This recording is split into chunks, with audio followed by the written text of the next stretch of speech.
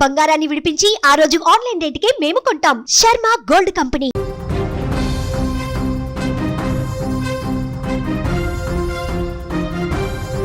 T20 ఫార్మాట్లో top ranker, ప్రయోగాలు చేపట్టే కోచ్, ఎక్కడ ఏ స్థానంలో ఆడతామో తెలియని ప్లేయర్స్, వరుసగా నిరాశపరుస్తున్నటువంటి కెప్టెన్, వైస్ కెప్టెన్ కూడా. ప్రస్తుతం భారత జట్టు పరిస్థితి ఇది. దక్షిణాఫ్రికాతో సెకండ్ టీ20లో ఓటమి తర్వాత భారత జట్టు బలహీనతలు ఒక్కొక్కటిగా బయటకు వస్తున్నాయి. దీంతో కీలకమైనటువంటి మూడో టీ20కి ముందు జట్లో భారీ మార్పులు ఖాయంగా కనిపిస్తుంది. దక్షిణాఫ్రికాతో రెండవ టీ20లో భారత పరాజయం చవిచూసిన తీరు అభిమానులను ఆందోళనకు గురిచేస్తోంది. ఎప్పుడో ఒకసారి టాస్ గెలిచే అవకాశం మాత్రమే వస్తున్న వేళ సూర్యకుమార్ దారిని సాధించాడు.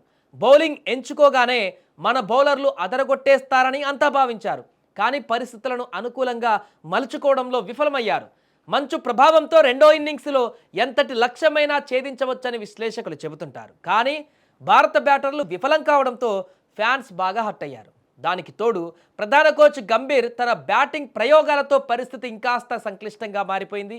ఇప్పుడు మూడవ మ్యాచ్లో గెలిచి సిరీస్ ఆధిక్యంలోకి దూసుకుపోవాలంటే కూర్పు, ఓర్పు, మార్పు అత్యంత కీలకమని క్రీడా పండితులు అంటున్నారు.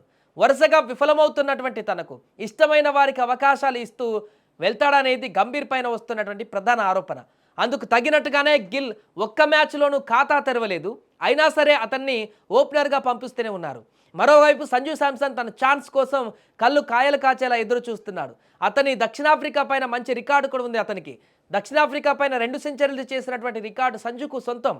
అలాంటప్పుడు అతనికి ఎందుకు అవకాశాలు ఇవ్వడం లేదనేటువంటి విమర్శలు వస్తున్నాయి. ఎంతో కాలం నుంచి టీ20 ఫార్మాట్కు గిల్ సరిపోవడంటూ విమర్శలు వస్తున్నా ఈ మధ్యకాలంలో వరుస మ్యాచ్లలో కూడా అంత చెప్పుకోదగ్గ ప్రదర్శన చేయకపోయినా దానికి తగినట్లే అతను పదే పదే విఫలమవుతున్నా ఎందుకు అవకాశాలు ఇస్తున్నారనేది ఇప్పుడు మాజీ క్రికెటర్ల యొక్క ప్రశ్న. భారత టీ20లో వరుస గెలుపు వెనుక ప్రధాన భూమిక పోషించిన బ్యాటర్ అభిషేక్ శర్మ ఓపెనర్గా వచ్చి విధ్వంసకరమైన బ్యాటింగ్తో పరుగులు చేయడంతో భారత్ భారీ స్కోర్లు సాధించింది, సంచలన విజయాలను అందుకుంది. అయితే ప్రతిసారి అతనిపై ఆధారపడవలసినటువంటి పరిస్థితి రావడం దారుణం. అతను విఫలమైతే జట్టంతా పేకమేడలా కూలిపోతుందనడం భారత జట్టును కలవరపెడుతోంది. ముఖ్యంగా కెప్టెన్ సూర్యకుమార్ యాదవ్ దారుణంగా ఫెయిల్ కావడం జట్టుకు భారంగా మారింది. దీంతో మూడవ టీ20లోనైనా భారీ మార్పులు ఉండవచ్చని క్రికెట్ విశ్లేషకులు భావిస్తున్నారు. చూడాలి మరి గంభీర్ తన వైఖరిని మార్చుకొని మార్పులు చేస్తారా లేదా తన పంతామేంటో అనేది మరొకసారి ఆ మొండి పట్టుతో చూపెడతారా అనేది చూడాలి. ఏదేమైనా కూడా ఇకనైనా సంజు శాంసన్కి అవకాశం ఇవ్వాలంటూ సంజు ఫ్యాన్స్ డిమాండ్ చేస్తున్నారు. వరుసగా విఫలమవుతున్నటువంటి శుభం గిల్కి ఎందుకు అవకాశాలు ఇస్తున్నారు?